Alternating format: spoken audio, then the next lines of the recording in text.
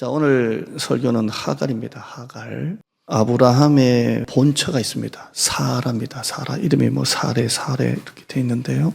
물론 이 사라에게는 여자 몸종이 있습니다. 사라의 몸종이 하갈입니다. 하갈. 하갈은 애굽 사람입니다. 애굽에서 넘어온 애굽의 종입니다. 1절에 보면 애굽 사람이요 하갈이라 이렇게 되어 있습니다. 이 하갈이 몸종이었는데 집을 나와요. 주인 집에서 뛰쳐나옵니다. 여러분, 집이라는 게 어떤 느낌입니까? 집. 가장 안전하고 가장 마음 편하고 몸도 마음도 가장 편하게 있는 데가 집입니다. 집이죠. 여러분이 해외여행을 갔다 오셨던 국내 어디를 갔다 오셨던 집에 오면 어떤 느낌이에요? 아, 집이다. 그런 걸 왜 돈 주고 다니시는지? 아, 집이다. 편해요. 집이다. 애가 학교 갔다가 집에 오면 뭐합니까? 책가방 집어 던지고 엄마 먹을 거 없어? 소파나 의자 앉아가지고 바닥에 앉아가지고 냉장고 뒤지고 그게 집입니다. 남편이 하루 종일 일하고 와서 옷도 갈아입고 마누라가 해주는 거 저녁 먹고 그게 집입니다. 집. 밖에는 긴장이 있고 얼굴에 적당하게 가면도 쓰고요. 눈치도 좀 보고 치열하게 삽니다. 집에 오면 가면을 벗죠. 가면을 다 벗고요. 그냥 남편으로 아빠로 그냥 가면 벗고요. 긴장도 없고요. 싸움도 없어요. 그냥 맛있는 거 먹고 씻고 자면 돼요. 그런 집에서 뛰쳐나와 본 적이 있습니까? 세상에서 가장 안전하고 평안해야 될 집이 너무 고통스럽고 너무 힘들어서 집을 나간 적이 있습니까? 하갈이 그 집을 나간 거예요. 물론 종으로 살았지만 하갈이 못 견뎌서 집을 나간 거예요. 오늘 이 하갈이 집 나간 이야기 통해서 감사하려고 합니다. 설교 안 듣고 또 집 나가니까 감사하다 하지 마시고 이 집 나간 이야기 속에서 감사를 좀 찾으려고 합니다. 아브라함의 본처 사라가 아이를 갖지 못합니다. 불임입니다. 하나님은 아브라함에게 분명히 네 본처 사라에게 아들 주시겠다고 했어요.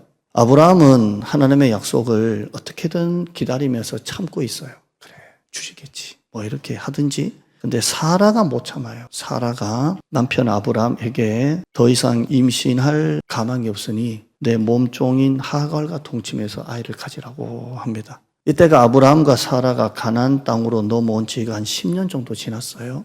10년 동안 애를 기다리니까 참 오래 기다린 거예요. 여러분, 10년이란 세월은 정말 작은 시간이 아닙니다. 그러니까 한계가 왔어요. 아브라함은 이 아내 사라의 말을 듣고 그 본처 몸종인 하갈과 동침을 해요. 근데 정말 아이를 갖게 됩니다.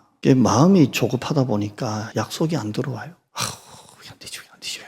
이렇게 되면 약속을 놓치게 돼요. 여러분, 마음의 조급함을 좀 내려놔야 돼요. 여러분의 시간하고 우리 시간하고 하나님의 시간이 좀 틀려요. 그러니까 여러분이 지금 아무리 마음이 급해도 마음을 내려놔야 돼요. 마음이 조급해지면 약속이 안 들어온다니까요. 공항에 가면 한국 사람하고 외국 사람이 딱 이렇게 보인다 그러잖아요. 한국 사람들은 그 공항 바닥에 무빙고 걸어갑니까? 이거 딱 타면 쫙 가는 거 있잖아요. 이거 타서도 뛰는 놈이 한국 사람이래.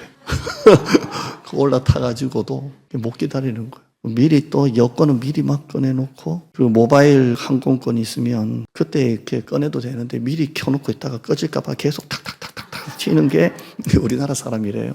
못 기다리는 거예요. 그러니까 아브라함이 못 기다렸어요. 하갈은 몸종이라 선택권이 없어요. 주인이 하라면 하는 거고 하지 말라면 안 하는 거예요. 주인 여종이 남편과 동침하라고 하니까 동침했어요. 얼마 안 가서 아이를 갖게 돼요. 자, 이걸 보면 아브라함에게 그 불임의 문제가 있던 거예요. 사라에게 불임의 문제가 있었던 거예요. 사라예요. 자, 이렇게 되면요, 하갈은 앞으로도 낳으려면 계속 낳을 수가 있어요. 이렇게 되면요, 사라는 나중에도 못 낳아요.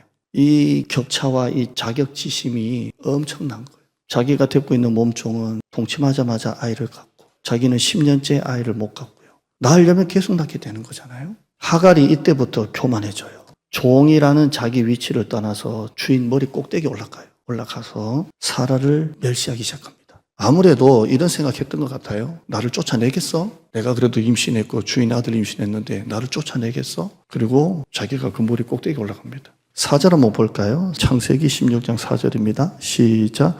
아브라함이 하갈이 임신함에 그가 자기의 임신함을 알고 멸시한지라. 자기가 애를 가진 줄 알고 멸시합니다. 꼭대기 올라가요. 그러니까 여기 멸시는데요, 정확한 원문의 표현은 저주했다라고 보면 됩니다. 그러니까 저주를 뭘 했는지는 모르겠지만 우리말로 표현하면 자식 하나 못 낳는 뭐 이렇게 아주 저주를 한 것 같아요. 이렇게 교만하게 된 이유가 뭐 내가 쫓겨나겠어? 내가 애를 가졌는데 이런 거죠.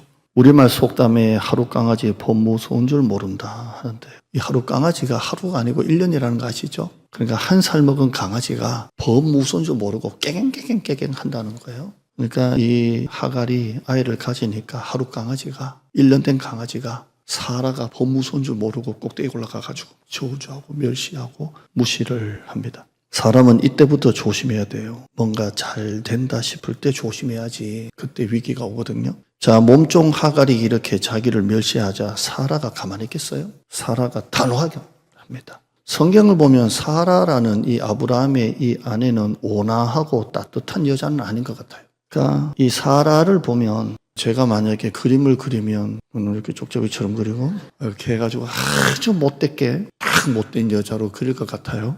이 사라가 보통 여자가 아니에요. 이 아브라함이 자기 아내가 하갈하고 동침해서 애 낳아라 그러니까 말도 못하고 동침하는 거 봐요. 이 아브라함이 하나님의 약속이 있는데 당신이 어떻게 이럴 수가 있냐 이래야지 네 하고 동침하는 거 봐요.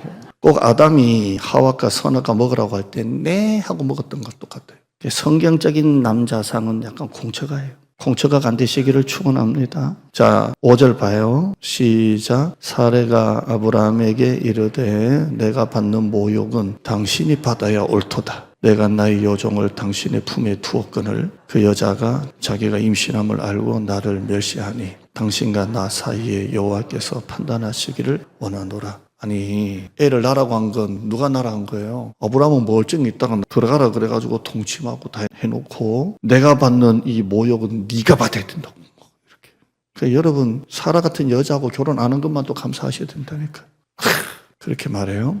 아브라함이 이 말 들으면 뭐라고 말해야 돼요? 네가 하라 그랬잖아요. 네가 하라지 내가 그래 대판 싸우고도 해야 되는데 6절 봐요. 이렇게 좋은 남편이 있다. 6절 시작. 아브라함이 사라에게 이르되 당신의 여종은 당신의 수중에 있으니 당신의 눈에 좋을 대로 그에게 행하라 하며 사라가 하갈을 학대하였더니 하갈이 사라 앞에서 도망하였더라. 그러니까 이 사라가 아브라함 남편에게 당신이 누구 편인지 똑바로 서. 내 편이야 하갈 편이야. 그러니까 아브라함이 이 몸종은 당신의 수중에 있어오니 이렇게. 그러니까 약간 등신이에요.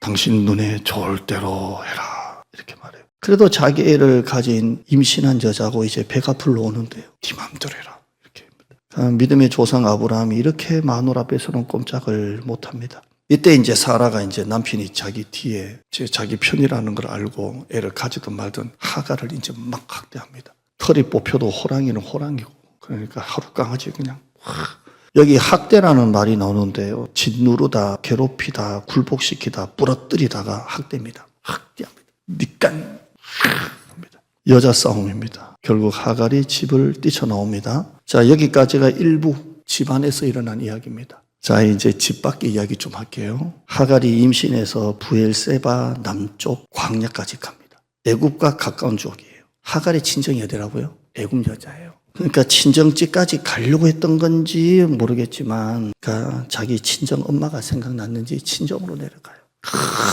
밑에까지 내려가요. 근데 여기는 광야예요. 광야를 안 지나면 안 돼요. 광야는 말 그대로 광야예요. 더 갈 수도 없어요. 배는 부르고요. 물을 가져오면 얼마나 물을 챙겨왔겠어요? 이제 퍼져요. 지쳐요. 더 이상 갔다가는 뱃속 아이도 어떻게 될지 몰라요. 광야를 가다가 작은 샘물 하나 발견해요. 아주 오아시스 같은 거. 거기에 더 이상 못 가고 쓰러져 있어요. 이때 하나님의 사자가 찾아와요. 여러분 그 하갈이 난 이스마엘은 약속하고는 상관없어요. 그런데 하나님은 이 하갈에게도 찾아오세요. 쓰러져 있는 아이를 가진 채 자이든 타이든 집을 나온 이 하갈을 하나님이 찾아오세요. 이걸 보면 이게 생각납니다. 엘리야가 로뎀 나무에 쓰러졌을 때 하나님이 쓰러진 엘리야를 찾아오셨어요. 여러분 하나님은 쓰러져 있는 여러분을 그냥 놔두지 않습니다. 찾아오십니다. 지금 여러분 뭔가 어떤 일로 큰 낭패와 실망을 겪고 주저앉아 있는 분 계십니까? 간당 하신 분 계십니까? 이때 하나님이 찾아오십니다. 찾아오세요. 8절 읽어보죠. 시작. 이르되 사레의 여종 하갈아 네가 어디서 왔으며 어디로 가느냐. 그가 이르되 나는 내 여주인 사레를 피하여 도망합니다. 이렇게 말해요. 묻는 것 보세요. 제가 따뜻하게 물었어요? 표독스럽게 물었어요? 제가 표독스럽게 한번 해볼게요. 사레 여종 하갈아 네가 어디서 와서 어디로 가느냐? 이렇게. 네, 이렇게 안 해요. 지난 주일에 오신 목사님도 성경 읽을 때 자꾸 떠올리라고 그러잖아요. 이것도 떠올리면요. 하갈아 네가 어디서 와가지고 이렇게 안 하고요. 어디서 왔으며 어디로 가느냐. 또 한번 봐요. 앞에 사레의 여종 하갈아. 하갈을 아신다는 거예요. 사레의 여종 하갈아 네가 어디서 왔으며 어디로 가느냐. 제가 젊었을 때 이 설교를 했다면 아주 못 듣겠을 것 같아요. 도망치지 맙시다. 첫째, 교회를 나가지 맙시다. 두 번째, 뭐 이렇게 했을 것 같은데, 사레의 여종 하갈아 어디로 왔으며 어디서 갔느냐. 몰라서 묻는 게 아니잖아요. 몰라서 묻는 게 아니에요. 뒤에 천사의 얘기 들으면 다 알아요. 그런데도 네가 어디서 왔으며 어디로 가느냐. 그가 이르되 나는 내 여주인 사레를 피하여 도망합니다. 어떤 목사님은 이걸 하나님이 어떤 혼내는 말씀이라고 해석을 합니다. 그래서 쭉 내용 나오더라고요. 근데 저는 이걸 앞만 봐도 하나님이 하갈을 혼낸다, 혼낼 것 같으면 왜 왔을까요? 그렇게 보이지는 않습니다. 저는 이 말씀을 묵상하면서 이런 것 같습니다. 여러분, 우리가 자녀들이 이렇게 뭔가 이렇게 집에 들어왔을 때 얼굴이 좀 안 좋잖아요. 그러면 부모인 우리는 그 자녀 얼굴을 보면 알아요, 몰라요? 이게 또 어디 밖에서 무슨 일이 있었구나, 알아요? 그래서 한참 눈치 보다가 뭔 일이 있었니? 또 눈치 보다가 그러잖아요. 자, 자녀들에게 물을 때 몰라서가 아니라 알면서 물을 때가 있는 거예요. 알면서 물을 때가 있다는 건 뭐예요? 들어주려는 거예요. 다 말해봐. 엄마한테 다 말해봐. 또 뭐 때문에? 어떤 놈이? 이렇게. 그러니까 여기에 이 여호와의 사자가 물은 이유는 다 듣겠다는 거예요. 왜 왔니? 어디로 가니? 이렇게 묻는 거예요. 내가 다 안다입니다. 한번 따라하시죠. 내가 다 안다. 이 말씀에 은혜 받으시길 바랍니다. 내가 다 안다. 다 안다. 11절입니다. 자, 얘기를 했고요. 축복을 했고요. 11절 시작. 여호와의 사자가 또 그 하갈에게 이르되 네가 임신하였은즉 아들을 낳으리니 그 이름을 이스마엘이라 하라. 이는 여호와께서 네 고통을 들으셨음이니라. 이렇게 말해요. 하갈은 애굽 여자고요. 이방 여자예요. 그런데 하나님이 네가 임신하였는데 남녀 구분이 안 되잖아요. 아들일 것이다. 아들이다. 그 아들 이름을 이스마엘이라 하라. 그리고 하신 말씀이 뭐예요? 이는 여호와께서 네 고통을 들으셨음이니라. 이는부터 읽어보죠. 시작. 이는 들으셨음이니라. 하갈이 감동을 해요. 하나님이 나를 들으신다고. 네? 하갈은요, 아무도 자기 고통을 모른다고 생각했어요. 자기는 몸종인데다가 애굽 여자고. 하나님이 들으신다고, 하나님이 아신다고, 들으셨음이니라. 하나님이 다 듣고 계셨다고 감탄을 해요. 아무도 자기 신음을 들어줄 거라고 생각 안 했어요. 그리고 한번 보세요. 아들을 낳으리니 그 이름을 이스마엘이라 하라. 그 다음에요. 이는 여호와께서 내 고통을 들으셨음이니라. 이스마엘의 이름이요. 이라는 말이 잘 들어봐요. 원문 무성하게. 그냥 이스마엘은 히브리 그 말이에요. 이라는 말이 뭐뭐로부터 뭐뭐이다 이고요. 엘은 우리가 늘 알다시피 하나님이에요. 엘 하나님이고요. 그럼 나머지가 뭐가 남았어요? 시마가 남았어요. 시마가 뭐냐면 하나님이 들으신다예요. 그러니까 이스마엘이 뭐예요? 하나님이 들으신다라는 그 이름 자체가 이스마엘이에요. 그러니까 이스마엘이라는 이름이 좋아요, 안 좋아요? 우리는 자꾸 약속의 자녀와 약속의 안 자녀 뭐 이렇게 자꾸 계보를 따지면서 이스마엘 뭐 나쁘게 보지만 하나님이 이스라엘 이름을 직접 지어주시고 이스마엘 이름 자체가 하나님이 들으신다 이거예요. 굉장히 좋은 이름이에요. 이스마엘이에요. 하갈이 이 하나님을 만나고 아이 이름까지 이스마엘이라. 그러니까 한나가 아들 이름을 이렇게 부르 이스마엘아 이스마엘아 부를 때 그때 광야에서 자기를 만나주셨던 그 하나님, 들으셨던 그 하나님 이스마엘아. 그렇게 했을 거 아니에요? 이스마엘. 참 좋은 이름이에요. 하갈이 하나님을 이렇게 만나고 난 다음에 탁 터져 나오는 고백이 있어요. 탁 터져 나와요. 13절 말씀일까요? 시작. 하갈이 자기에게 이르신 여호와의 이름을 나를 살피시는 하나님이라 하였으니 이는 내가 어떻게 여기서 나를 살피시는 하나님을 배웠는고 함이라. 아멘. 우리말이 참 번역이 좋아요. 어떻게 여기서. 얼마나 좋아요. 여러분 그 많은 교회 다 놔두고 어떻게 여기서. 아멘 안 해요? 그러면서 나를 살피시는 하나님. 히브리 말로 엘로입니다. 엘은 하나님이겠죠? 로이는 보신다입니다. 엘로이 하나님입니다. 따라합시다. 엘로이. 이게 엘은 하나님이고 로이는 보니까 보시는 하나님이에요. 나를 보시는 하나님. 개역 한글 성경은 나를 감찰하신 하나님, 공동 번역 성경은 나를 돌보아 주시는 하나님, 개역 개정 성경, 우리 성경은 나를 살피시는 하나님, 그 하나님은 엘로이 하나님이십니다. 지난 한 주간, 지난 인생 뒤돌아보면 우리 하나님은 여러분의 엘로이 하나님이셨고 여러분의 기도를 들으셨던 이스마엘의 하나님이신 줄 믿습니다. 엘로이라는 말은 지켜보다, 살피다, 낱낱이 세다, 돌보다, 보살피다, 알아주다 라는 것입니다. 하갈이 만난 엘로이 하나님은 그 하나님이에요. 어떻게 여기서 나를 살피신 하나님을 만났을까? 그리고 자기가 지쳐 쓰러져 있었던 그 조그만 샘물 이름을 짓기를 부엘라 헤로이라고 짓습니다. 한번 따라요. 부엘라 헤로이. 이 우물의 이름의 뜻은 나를 살피시는 하나님의 우물이라는 거예요. 이름이 좋아요, 안 좋아요? 나를 살피시는 살아계신 하나님, 그 우물이라는 거예요. 참 얼마나 좋았으면 그 샘 곁에 조그만 그 오아시스 하나 놓고 부엘라 헤로이야. 나를 살피시는 살아계신 하나님의 우물이야. 어떻게 여기서? 신앙생활 하다 보면 이 감격이 없어요. 남들 웃는데 혼자. 남들 우는데 혼자. 여러분 너무 교회 와서 입 딱 다물고 있는 분은요 좀 교만해요. 웃을 때는 웃고 울 때는 울어야지. 교만해요. 여러분 아주 옛날로 한번 돌아가 봐요. 아주 옛날, 가마득한 옛날, 아주 옛날로 돌아가는 거예요. 여러분이 태어나서 걸음마를 할 때 아주 옛날이에요. 여러분이 태어나자마자 걸음마를 할 거예요. 딱 일어나자마자 걸었던 분 있을까요? 기억해봐요. 아주 어릴 때. 나는 태어나자마자 두 발로 직립보행을 걸었다라는 분이 있을까요? 아주 옛날로. 걸음마를 배우는 영아는 평균적으로 2368걸음으로 701m를 걸으면서 수도 없이 넘어진다 이런 얘기가 있더라고요. 결국 두 발로 자기가 걸을 때까지 수천 번, 수만 번 넘어질 때마다 항상 나를 일으켜 세워주던 할머니, 엄마, 아빠, 할아버지의 손길을 기억하십니까? 아주 옛날로 돌아가요.